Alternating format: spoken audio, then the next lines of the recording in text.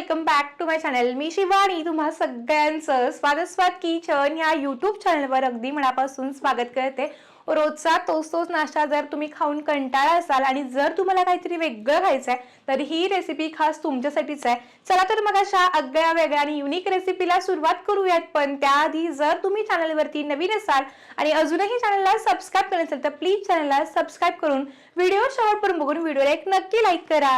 तर त्यासाठी आज आपल्या रेसिपीला गव्हाचं पीठ आणि टोमॅटोपासून आपण आज भन्नाट रेसिपी बनवतोय.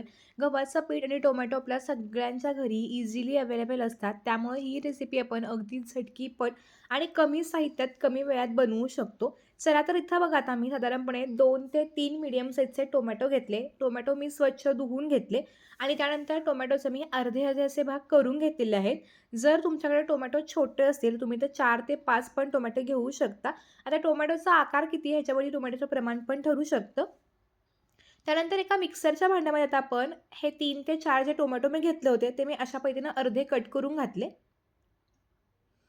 त्यानंतर आता आपण खमंगपणा यावा म्हणून 1 चमचा आपण ह्याच्यामध्ये जिरे घालतोय.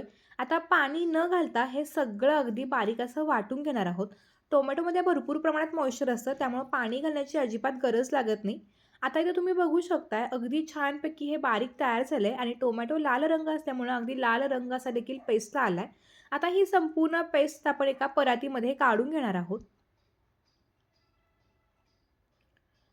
आता ह्यामध्ये आपण काही मसाले घालूयात. सुरुवातीला मी अर्धा चमचा आलं लसूणची पेस्ट वापरली, पाव चमचा हळद, 1 ते 2 चमचा मी काश्मीरी लाल तिखट. तिखटानुसार तुम्ही याचं प्रमाण कमी किंवा जास्त पण करू शकता. चवीनुसार आता आपण याच्यामध्ये मीठ घालतोय. त्यानंतर 2 चमचा आपण याच्यामध्ये रवा घालतोय. रवा तुम्ही बारीक जाड कसाही घेऊ शकता. बारीक चिरून घेतलेली कोथिंबीर घातली. आता ह्यामध्ये आपण गव्हाचं पीठ वापरतोय, तर सुरुवातीला बघा मी 1 वाटी गव्हाचं पीठ घेतले. आता हे सगळे जिन्नस चांगलेसे मिक्स करून घ्यायचे आणि जर गरज लागली किंवा जर तुम्हाला हे पातळसर वाटलं तर पुन्हा तुम्ही थोडंसं गव्हाचं पीठ घालून ह्याचा चांगला असा घट्टसर असा गोळा मळून घ्यायचा आहे.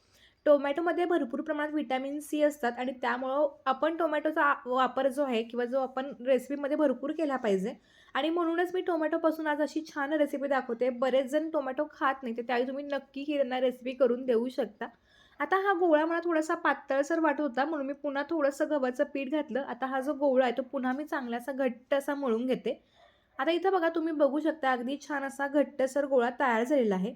तर हाताला थोडंसं तेल लावून घ्यायचं आणि आता ह्याचे छोटे छोटे म्हणजे पुरी एवढे गोळे करून घ्यायचे.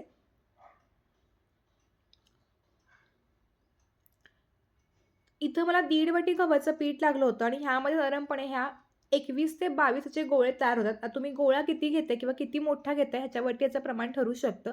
आता एक पोळपाट टाकताना देखील मी थोडंसं तेल लावून घेतलं. आता हे जे गोळा घेताय तो थोडासा जाडसर असा आपण गोलाकार लाटून घेतोय. जेव्हा ही पुरी लाटतो ना तेव्हा ती फार पातळ लाटायची, थोडीशी गुबगुबीत अशी लाटायची. त्यामुळं काय होतं, जेव्हा ती तेलामध्ये आपण सोडतो ना तेव्हा ती अगदी टम्म अशी फुगते आणि त्यामुळं खाताना पण अगदी मस्त टेस्टी लागते. तर इथं बघा मी अशा पद्धतीनं ही जी पुरी आहे ती लाटून घेतली. मी तुम्हाला जवळून पण दाखवते जेणेकरून तुमच्या लक्षात येईल की अगदी किती छानपैकी आपण हे लाटून घेतले. आता तुम्ही हा जो गोळा किंवा ही जी पुरी आहे, आता मगाशी मी तुम्हाला तेल लावून दाखवली होती. तुम्ही आता जर हवं असेल तुम्ही थोडंसं पीठ पण लावून लाटू शकता. गव्हाचं पीठ लावून आता बघा मी आणखीन एक गोळा तुम्हाला लाटून दाखवते. तुम्ही हवं तर थोडेसे मोठे-मोठे गोळे घेऊन याचे पराठे पण करू शकता. खूप छान लागतात. हेल्दी देखील बनतात आणि मुलांना आवडतात पण असं चटपटीत चवीचं असल्यामुळं.